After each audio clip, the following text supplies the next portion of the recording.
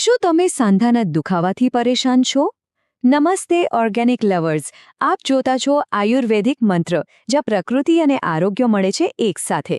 વિડીયોને લાઇક કરો, ચેનલને સબસ્ક્રાઇબ કરો અને બેલ આઇકન દબાવવાનું ભૂલશો નહીં, કારણ કે દર અઠવાડિયે અમે લાવીએ છીએ આયુર્વેદિક ઉપચાર અને હેલ્થ ટિપ.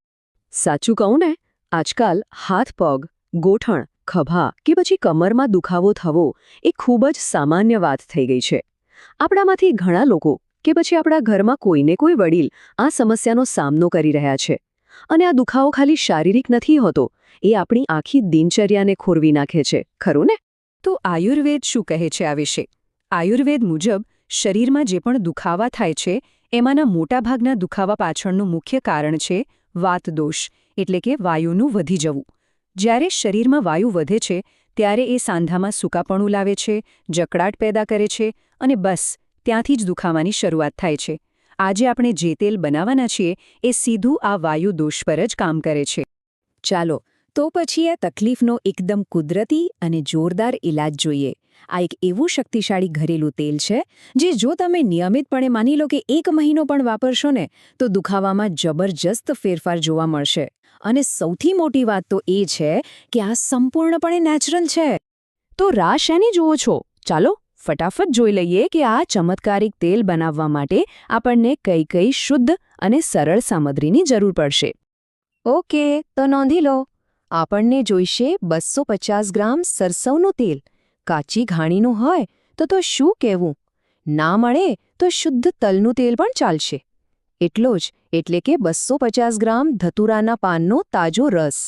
પછી જોઈશે 10 ગ્રામ હિંગ, જે સોજા ઉતારવામાં માહિર છે. સાથે 15 થી 20 લસણની કળીઓ, 10 ગ્રામ લાલ રતનજોત અને છેલ્લે 10 ગ્રામ ભીમસેની કપૂર, જે દુખાવામાં ઠંડક આપશે. ચાલો હવે સૌથી મહત્વના ભાગ પર આવીએ, આ તેલ બનાવવાની સાચી રીત. કારણ કે સાચી પદ્ધતિથી જ આપણને એનો પૂરેપૂરો ફાયદો મળી શકે છે. જુઓ, સૌથી પહેલાં તો એક લોખંડની કઢાઈ લેવાની છે. એમાં ગરમી બરાબર ફેલાય છે. હવે ગેસને એકદમ ધીમો રાખી એમાં સરસવોનું તેલ અને ધતુરાનો રસ નાખો. પછી એમાં હિંગ, લસણ અને રતનજોત ઉમેરી દો. હવે અહીંયા ધીરજ રાખવાની છે. આ મિશ્રણને ત્યાં સુધી ધીમા તાપે ઉકાળવાનું છે જ્યાં સુધી બધો રસ બળી ન જાય અને તેલમાંથી ફીણ આવવાનું એકદમ બંધ ન થઈ જાય. જેવું આવું થાય એટલે ગેસ બંધ કરી દો અને તેલને એની જાતે જ પૂરેપૂરું ઠંડુ થવા દો. ઉતાવળ બિલકુલ નહીં. અને છેલ્લે કોઈ સાફ સુતરાઉ કપડાથી એને 2-3 વાર સરસ રીતે ગાળી લો. હવે એક વાત ખાસ, અને આ બિલકુલ ભૂલતા નહીં. ભીમસેની કપૂરને ભૂલથી પણ ગરમ તેલમાં નાખવાનો નથી. જો ગરમમાં નાખશો તો એના બધા ગુણધર્મો નાશ પામશે, એ ઉડી જશે. એટલે હંમેશા તેલ એકદમ ઠંડુ થઈ જાય, ગળાઈ જાય, બસ એના પછી જ એમાં કપૂર ઉમેરવાનું છે. જો તમને આ માહિતી ઉપયોગી લાગી હોય તો કમેન્ટમાં લખો આયુર્વેદિક પાવર. આપની કમેન્ટ અમને પ્રેરણા આપે છે વધુ ઉપયોગી ઉપચાર શેર કરવા માટે. બસ હવે આપણે આવી ગયા છીએ છેલ્લા સ્ટેપ પર. આપણું જે ઠંડુ અને ગાળેલું તેલ છે એમાં 10 ગ્રામ ભીમસેની કપૂરનો ભૂકો નાખીને એને બરાબર હલાવી લો. એ પૂરેપૂરું ઓગળી જાય એટલે સમજો કે આપણું આયુર્વેદિક તેલ વાપરવા માટે એકદમ તૈયાર છે. અને હા, જેમને ખૂબ જ જૂનો કે તીવ્ર દુખાવો હોય ને એમના માટે આ તેલને વધારે પાવરફુલ બનાવવાની પણ એક રીત છે. આ તૈયાર થયેલા તેલમાં 250 ગ્રામ શુદ્ધ ટર્પેન્ટાઇનનું તેલ ઉમેરી દો. પણ એક વાતનું ખાસ ધ્યાન રાખજો, આ ટર્પેન્ટાઇન ચીડના ઝાડના રસમાંથી બનેલું શુદ્ધ હોવું જોઈએ, પેઇન્ટવાળું કેમિકલ નહીં. આ તેલને વાપરવું તો એનાથી પણ સહેલું છે.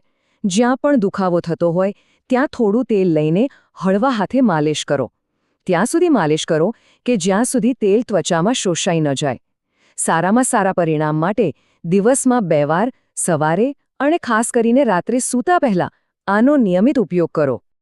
તો જોયું ને, આ ઘરેલું ઉપચાર એ વાતનો પુરાવો છે કે પ્રકૃતિ પાસે આપણી દરેક સમસ્યાનો ઉકેલ છે. બસ આ શક્તિશાળી તેલ સાથે પ્રકૃતિની એ જ હીલિંગ પાવર હવે તમારા હાથમાં છે. પ્રકૃતિની શક્તિમાં છે દરેક રોગનું નિવારણ. પ્રેમથી પકવેલું, વિશ્વાસથી ભરેલું આયુર્વેદિક મંત્ર, જ્યાં આરોગ્ય બને પ્રકૃતિનું ઉપહાર.